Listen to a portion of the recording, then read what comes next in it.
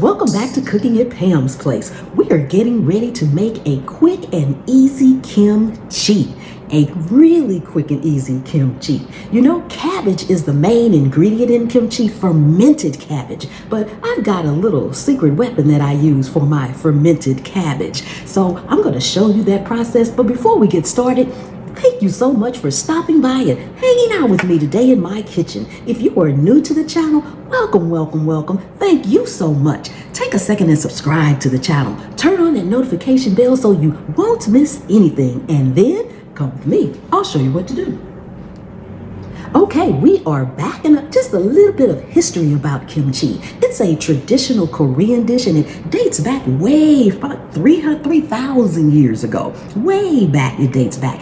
It was originally a process of fermenting vegetables to preserve them for the long cold winter months when a lot of Koreans died during those cold months. So they needed to store and preserve food. Now fast forwarding to today. It's a blend of vegetables, salt, and seasonings. Most notably, cabbage, fermented cabbage. It's become really popular lately in most recent years because not only of its taste, but because of its health benefits. I am not a health professional, but I do use it myself for its health benefits. Again, I am not a health professional, but it's known for having lots of vitamins like vitamin A, K, and C, potassium, and calcium. I'm thinking calcium and saying potassium. Also, it has been recorded and noted that it can take care of some serious illnesses such as stroke, cancer, and diabetes. But again, I'm not a health professional. This is found in the research. So what is this quick and easy kimchi? Let's go over our ingredients. Now, as usual, I will have the complete recipe, the ingredients, and everything that you need to make your quick and easy kimchi down in the description. Just look right below the video and you'll see a string of sentences and the word more or show more. Just click on that and it'll expand the field where you can read the ingredients. So we've got some shredded carrots. Now, I've pretty much already measured out everything. I'm not a big person on measuring. I, just cook by taste, smell, and my senses. But when it comes to kimchi, you want to be really accurate for two reasons. One, the taste. And two, because of the health benefits that it does offer. So if you have the ratios way off, you may not get the maximum benefits that kimchi can afford you. So again, we have carrots. We also have some fish sauce, minced garlic. Now, I am using this minced garlic because, again, this is quick and easy, but you can mince your own garlic. I have some grated ginger. This is about 2 tablespoons full. We have some green onions here. And we have, what I'm using is gochujang. Now, traditional kimchi has something that's called gochugaru. I think that's how you say it, but that's close enough. That is actually pepper flakes. It's a little bit stronger and peppery, hotter. It has more heat to it. This has more of a sweeter, tangier spice, but it does have some heat. So if you don't like the heat, you may have to reduce this. But also I'm using gochujang because I can't find gochugaru. At any rate, we're using gochujang because this is what I can find in my neighborhood. Okay, so what is the little quick and easy, where's the cabbage? Well, this is what we're going to do. We are using sauerkraut. Sauerkraut is nothing but fermented cabbage. So you can skip that step of fermenting your own cabbage and just use sauerkraut. Sauerkraut lasts a long time because it is already fermented. And if you look at the ingredients on the back of it, you'll see it's cabbage, water, and salt. That's it. That's it. Cabbage, water, and salt. It's already fermented. So I am using boar heads today. You use whatever you can find, but just grab you some sauerkraut. Another thing about sauerkraut, because it is already fermented, and by the way, it's gluten-free, milk-free, non-GMO, and sugar-free. So you have that step already done for you.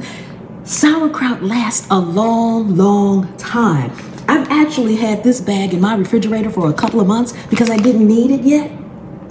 But even with that couple of months, on the side here of the date, I don't know if you guys can see that right here, but it's June 8th, 2023. So I'm still out by 3 months. And this quick kimchi, this kraut kimchi, as I like to call it, this kraut kimchi can last in your refrigerator for 3 to 6 months as well. And the longer it stays in your refrigerator, it will continue to ferment. And so that's just going to make it better, like age-old wine. So let's go ahead and get started making our kraut kimchi. Grab you a good sized mixing bowl and put all of your sauerkraut liquid and all into your bowl. Try to get all of it out of the package.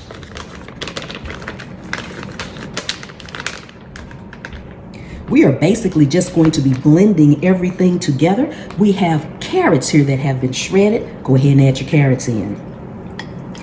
Now, when I shredded my carrots, I did put maybe about a teaspoon of lemon juice on them so that while we waited, they would not turn brown on me. Add in your green onions that I wasted all over the counter. They're going in too. Okay, here is our grated ginger. We're going to mix this really, really well. And another thing that you'll need is a good glass jar. Now this glass jar is much bigger than the amount I am making, but get you a good glass jar is what you want to put it in. With a top mason jars or absolute canning jars are wonderful for it too. So go ahead, make sure you have a good glass jar. You need to store it in glass, okay? So we'll just set that to the side here. And we're going to go in with our fish sauce. If I can get it open, I'll be right back. Okay, we need about a tablespoon of fish sauce. Again, you rarely see me measuring, but I will measure for my kimchi. Our minced garlic. Now you really want 2 tablespoons of minced garlic, but I am using a teaspoon. So you're going to see me put more, what looks like more in here, and that's because my tablespoon measuring won't fit in here. I need to give me some of those oblong ones that'll fit in here. So this is 1 teaspoon. And 3 teaspoons equal 1 tablespoon. So that means I need to put 6 in here. And this is our garlic. And because a couple of those weren't full, I'm going to add just a tad bit more. Okay. Go ahead and set that aside. And our gochujang, I'm going to need to grab me another tablespoon for this. So we'll be right back. Okay. This is what the gochujang looks like. It's more of a paste form as opposed to like pepper flakes form. And it does have a good little bite to it. Definitely has a good little bite to it. And with this, you can do like anything else. You can spray your spoon or something to get it all out so it'll come out. But I don't like to do that with my kimchi because I don't want anything extra in my kimchi that's not supposed to be in there. And I try to have a little bit of kimchi with every meal. It's kind of like a little side dish, not much. I don't have like a cup full or anything like that, but a few tablespoons full, maybe a 1/4 of a cup. It just depends. But I try to eat it at least 2 to 3 times a day with whatever else I'm having that day. So I'm going to get as much of this out of here as I can. Then we're going to mix this up, get it in our jar. We're going to let it sit in the refrigerator for 10 minutes, and then we'll come back for our taste test. Make sure you mix it up really, really well. Look at those colors in there. Isn't that amazing? Delicious. Mix it up, combine it really well. You can't combine it too much. But as you see, this takes a lot less time because if you use cabbage, Napa cabbage would be a real good way to go if you want to just actually ferment your own cabbage. The process of fermenting your own cabbage is going to take at least 1 to 2 days, maybe 3, just depends on how much you have and a few other factors. But this is fermented cabbage. So you cut down on that process. Like I said, you can leave this, the longer you leave it, if you can leave it overnight, that's fine. But if you're trying to fix this and have it with your dinner or something like that, 10 minutes will do. So I'm gonna finish mixing this up and we'll be right back. Now it's best if you can find a really wide mouth jar, like those wide mouth mason jars. Those work best. I don't have any, so I have to put in a little bit at a time. But just go ahead and get your jar filled up and then put it in the refrigerator.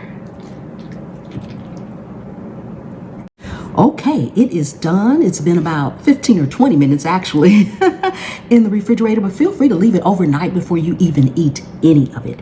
Me, I can't wait always, so 10 minutes does the trick, but the cabbage is already fermented. Oh my goodness. Thank you all so much for coming and hanging out with me today. I really do appreciate each and every one of you all. Don't forget to subscribe and turn on that notification bell.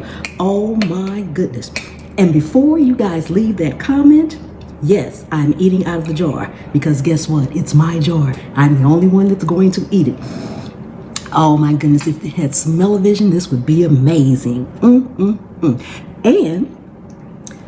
And for the person who left me that comment that said if I eat off of a spoon one more time, they were going to unsubscribe, thank you so much for your support. Bye-bye.